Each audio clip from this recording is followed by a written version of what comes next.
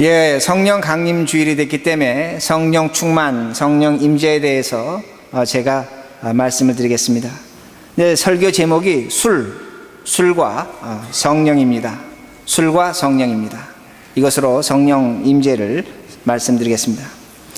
아마 인류 역사에서 인간하고 가장 함께했던 것이 무엇인가, 아마 그렇게 우리가 찾아본다면 아마 가장 오래된 것 중에 하나가 술이 인류 역사에서 우리 애들과 가장 함께한 오래된 것 중에 하나가 됩니다. 어떤 사람은 술을 인간의 최고의 발명품이라고 얘기합니다. 동시에 어떤 사람은 그 술이 인간의 가장 비극적인 발명이라고도 그렇게 이야기합니다. 술은 사람으로부터 극찬을 받습니다. 동시에 그 술은 사람으로부터 저주를 받습니다. 그러게 심지어 술을 신으로 모시는 그런 민족도 있었습니다. 우리 민간 신앙에도 술을 신으로 모시는 것이 있습니다. 여러분 아시는 것처럼 술의 신이 바꿨습니다. 술의 신을 모시는 그런 민족도 있고 사람들도 있다는 겁니다. 당나라 이백은 술 한 마리면 시가 100편이라고 말했습니다. 그는 술을 마시면 별천지를 경험한다고 얘기했습니다. 술을 마시면 천국을 본다는 겁니다. 다른 세상을 본다는 겁니다. 그러게 그는 술을 즐겼습니다.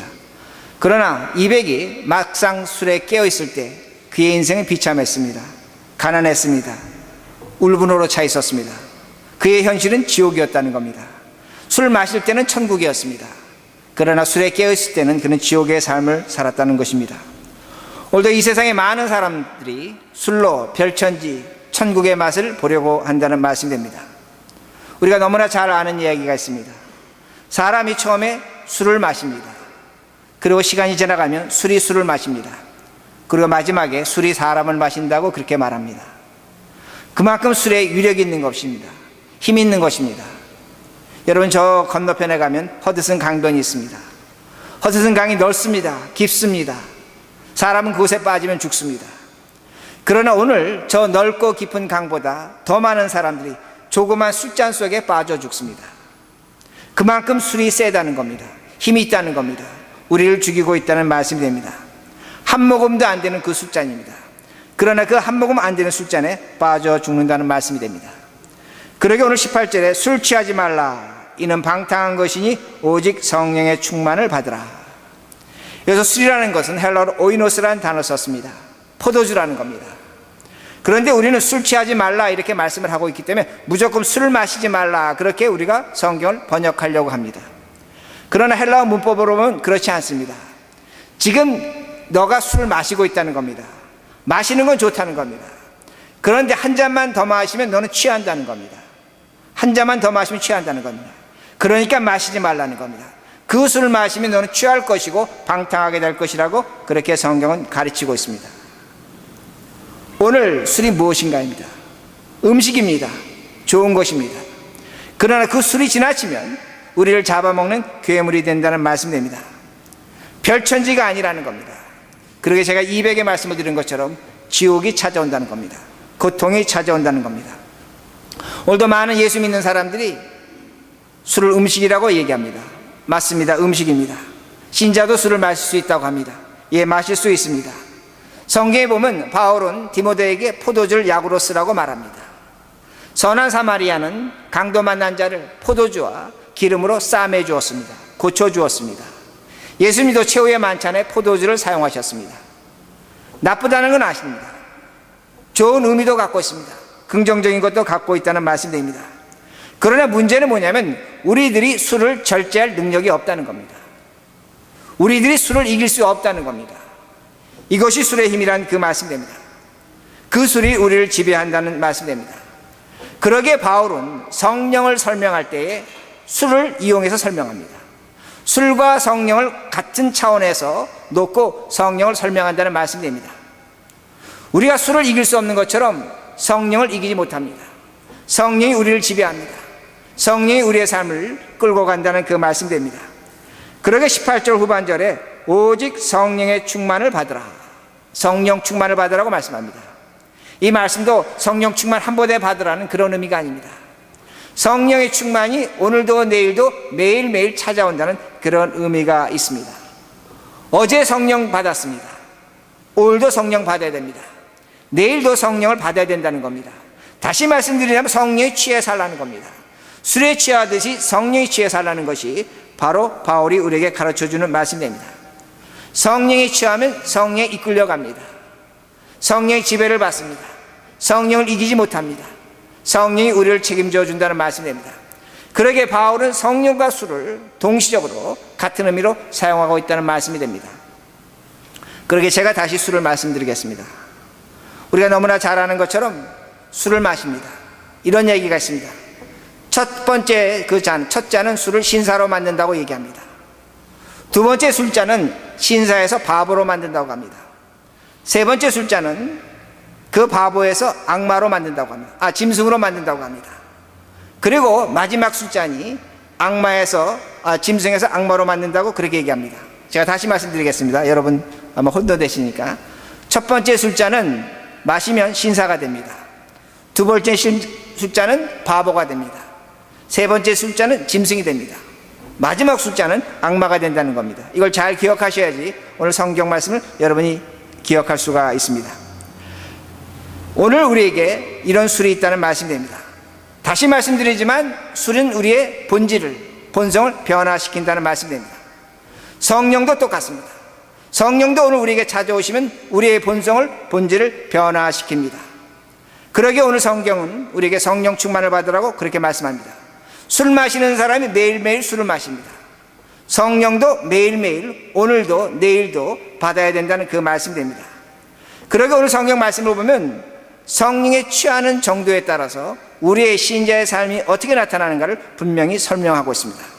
그러기에 여러분이 오늘 말씀을 들으시면서 내가 성령과 어떤 정도의 교제를 갖고 있다는 것을 오늘 말씀을 통해서 분명히 확인할 수가 있습니다. 그러므로 19절을 보시면 이렇게 말씀합니다. 시와 찬송과 신령한 노래로 서로 화답하라고 말씀합니다. 성령 충만한 사람들이 한 일이 가장 기초적인 것이 무엇인가? 시입니다. 찬송입니다. 신령한 노래를 부르는 것이라고 그렇게 말씀합니다. 여기서 시라는 것은 시편의 시를 의미합니다. 그리고 찬송이라는 것은 당시의 초대교회 교인들이 불렀던 성부, 성자, 성령 하나님을 찬미하는 것입니다. 그리고 마지막 신령한 노래는 오늘날의 가스펠송 같은 것입니다. 우리가 거룩하게 살겠다, 우리 자신을 위로하는 그런 의미의 그런 노래가 됩니다. 근데 서로 화답하라고 합니다. 같이 부르라는 겁니다. 이 말씀은 어떤 의미가 되냐면 초대교회의 예배의 형태를 말씀하고 있는 겁니다. 초대교회 예배 형태는 오늘날과 같지 않았습니다. 유대인의 예배를 그대로 본따왔기 때문에 시편을 읽었고 하나님을 찬송했고 신령한 노래를 그들도 불렀다는 말씀이 됩니다. 이것이 성령의 임재의 증거라는 겁니다. 오늘 예배 드리는 것이 여러분이 성령 받은 증거랍니다. 우리가 교회를 에클레시아라고 합니다. 에클레시아라는 건 불러 모았다는 겁니다. 저 바깥에 있는 사람 안으로 모았다는 겁니다. 제가 여러분에게 질문할 수 있는 것은 오늘 여러분들이 교회에 나오셨습니다. 제가 여러분들에게 전화하지 않았습니다. 여러분들이 스스로 교회에 나오셨다는 겁니다. 왜 이렇게 나올 수 있는가? 여러분들 아마 시간이 돼서 때가 돼서 옷 입고 교회 갈 시간이 돼서 그렇게 교회 오셨다고 생각합니다.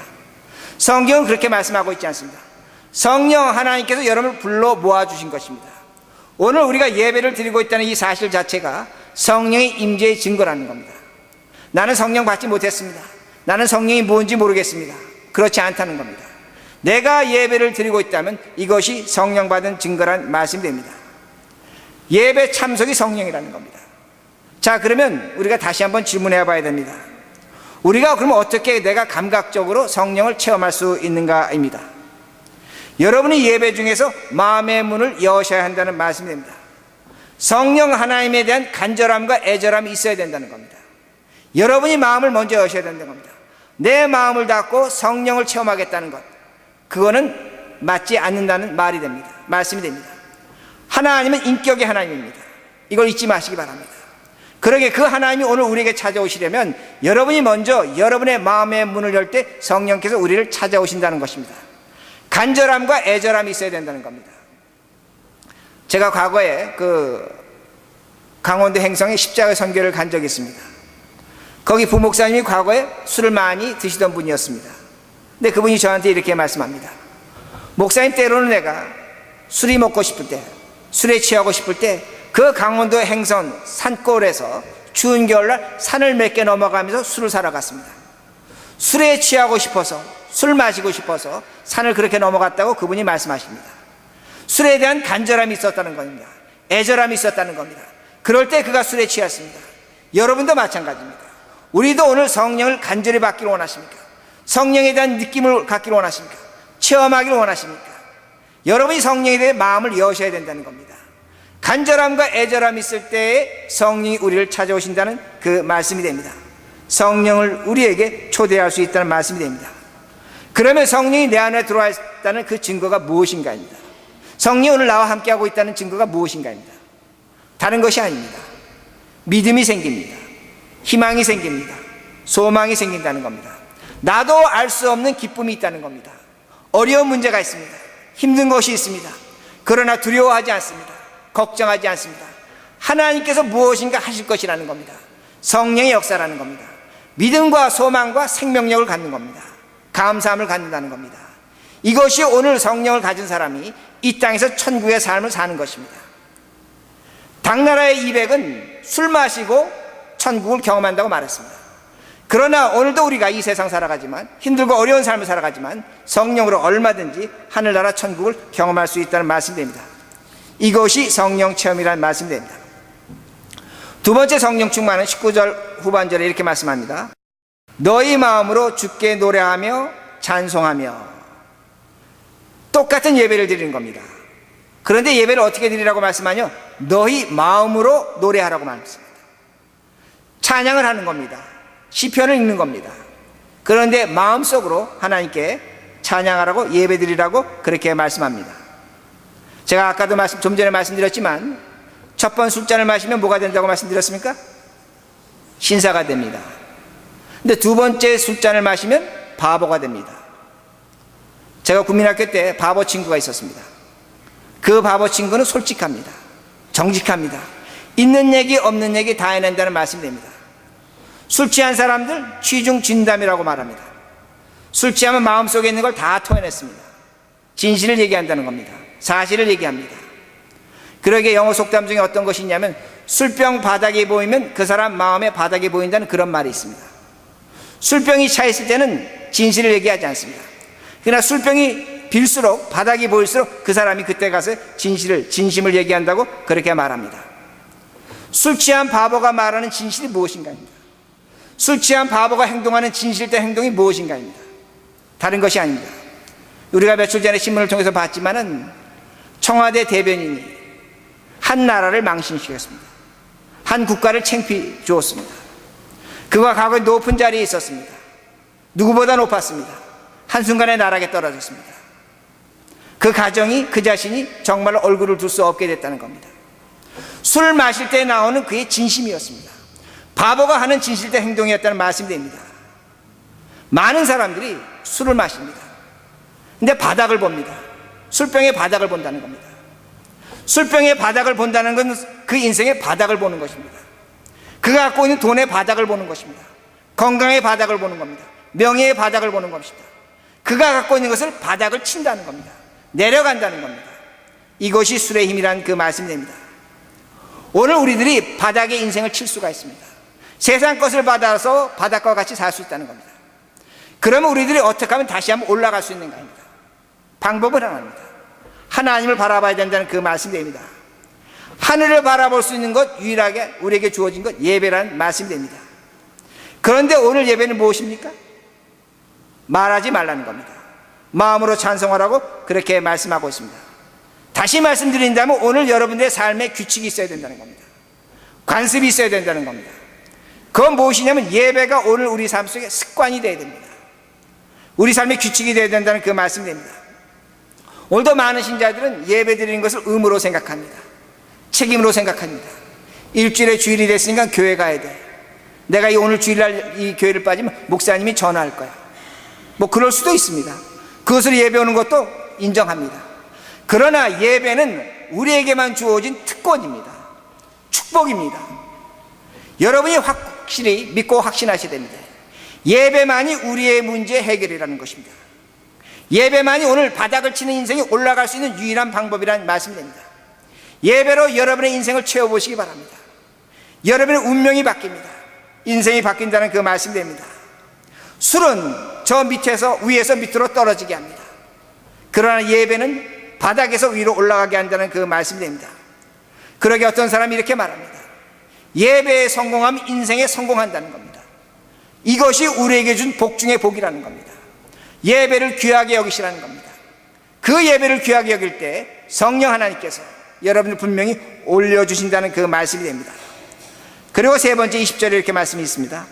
범사에 우리 주 예수 그리스도의 이름으로 항상 아버지 하나님께 감사하며.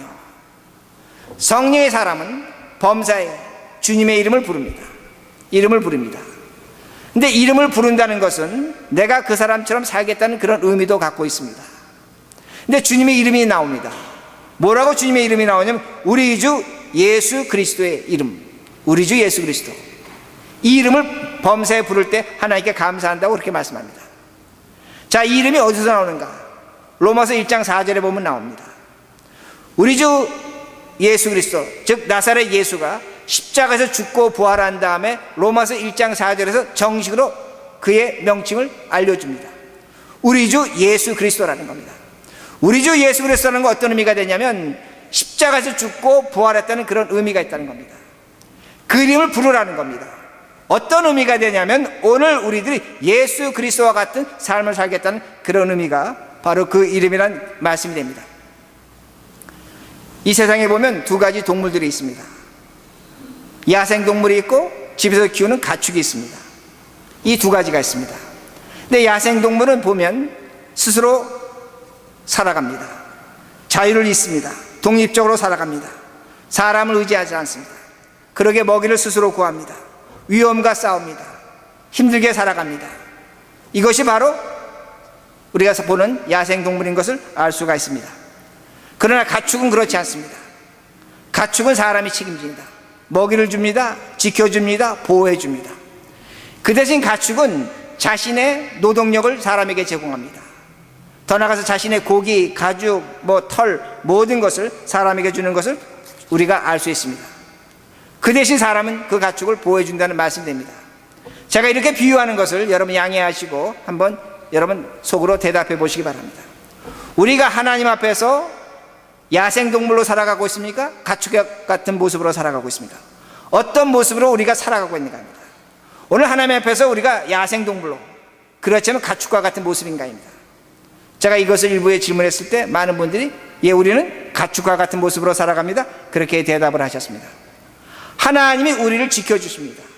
하나님이 우리를 죄에서 구원해 주셨습니다. 우리를 안전하게 해주셨습니다. 그러나 하나님이 오늘 우리에게 요구하시는 것은 무엇입니까? 오늘 기도해 주신 것처럼 예수 그리스도의 십자가의 모습으로 살아가는 겁니다. 그걸 성경이 우리에게 요구하고 있는 것입니다. 오늘도 주님께서 십자가에서 우리를 위해서 피를 흘리셨습니다. 죽으셨습니다. 그러기에 오늘도 우리는 하나님을 위해서, 우리의 이웃을 위해서 내 것을 헌신하고 줄 수 있는 그런 운명이 우리의 삶이란 그 말씀이 됩니다. 이것이 우리의 축복이라는 겁니다. 이것이 우리에게 주어진 복이라는 겁니다.